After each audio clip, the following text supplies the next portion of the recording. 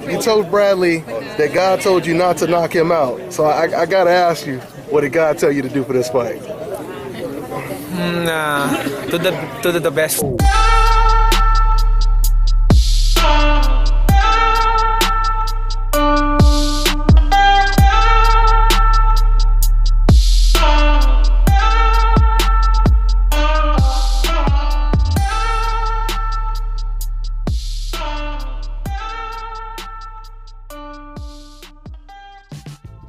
Dante's Boxing Nation, what's going on, guys?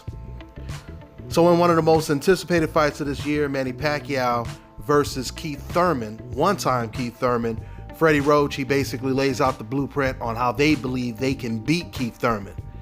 Now, I told you guys that this is a very competitive fight. This is a 50-50 fight going in. Of course, Freddie Roach and Manny Pacquiao, they're looking at the fact that Keith Thurman hasn't looked good in his last two fights.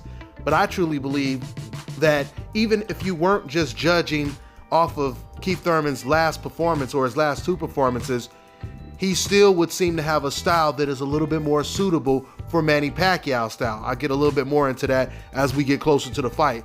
But this is what Freddie Roach had to say about Manny Pacquiao and what he has to do to possibly beat Keith Thurman. Check it out. Quote, "Thurman is a big, strong guy, but his last two fights, he hasn't looked as good as he once was. But I won't underestimate him, and I'll expect him to come out with his best because he's fighting one of the best. I've been watching all his fights for weaknesses. We do have a tough fight in front of us. It's a winnable fight, but Pacquiao's speed should be too much for him. All Manny has to do is pretty much let his hands go a little bit more. I was very happy with him in his last fight. It was the most offensive I've seen him in a long, long time.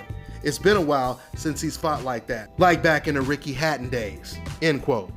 Well, the first thing I will say about that is Ricky Hatton is no Keith Thurman. Styles make fights.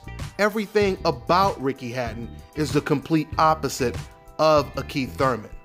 Ricky Hatton is a come forward, short fighter. Keith Thurman is a taller fighter that boxes very well.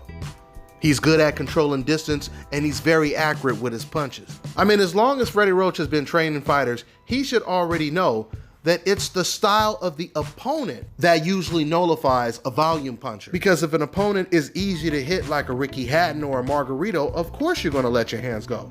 If you're in there with a very defensive-minded fighter that is reluctant to let his hands go like an Adrian Broner, of course you're gonna throw more punches at an opponent like that. But if you're in there with a very intelligent fighter who can counterpunch very well, now you're really worried about every punch you throw because you don't wanna get caught with something you don't see and get knocked out. And that's exactly what we seen when Manny Pacquiao fought against Floyd Mayweather, because there were times in that fight where Manny had Floyd Mayweather's back against the ropes, and you would think that he would just unleash on Floyd Mayweather, but instead he thought about it and he just backed up and let Floyd right off the ropes because he was worried about the counterpunch.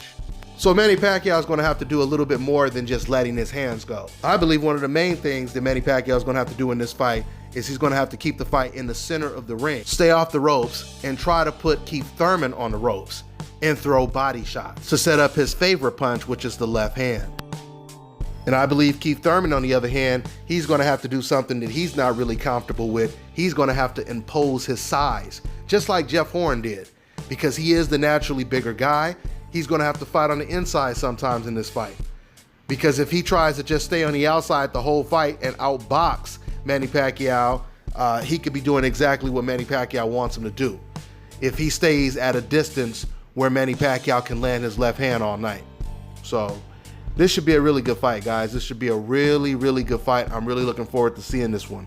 Manny Pacquiao is 40 years old, but every time he fights someone who's, not on his level, he looks like he's young. That's what the commentators always say. Like when he knocked out Matisse, all of a sudden everyone said, wow, this looks like the young vintage Manny Pacquiao. He looked good when he beat Adrian Broner as well. Let's see how he does in this fight with Keith Thurman.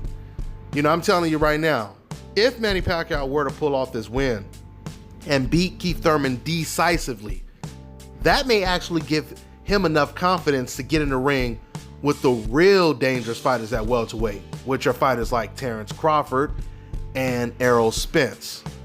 Let's see what happens July 20th. That's all I got for now, guys. I'm on to the next one. And one more thing, once again, just to let you guys know, You guys are going to be hearing another voice on my channel every once in a while. It's my man AK, Arab King. I mean, you could pretty much look at it as an extra boxing writer writing articles on my website. He's not replacing any of the videos that I would have done. I'm still doing the exact same videos at the same pace that I always do my videos. He's just providing extra stories and extra articles. That's pretty much what it is, okay? So with that being said, I'll catch up with you guys. I'm on to the next one.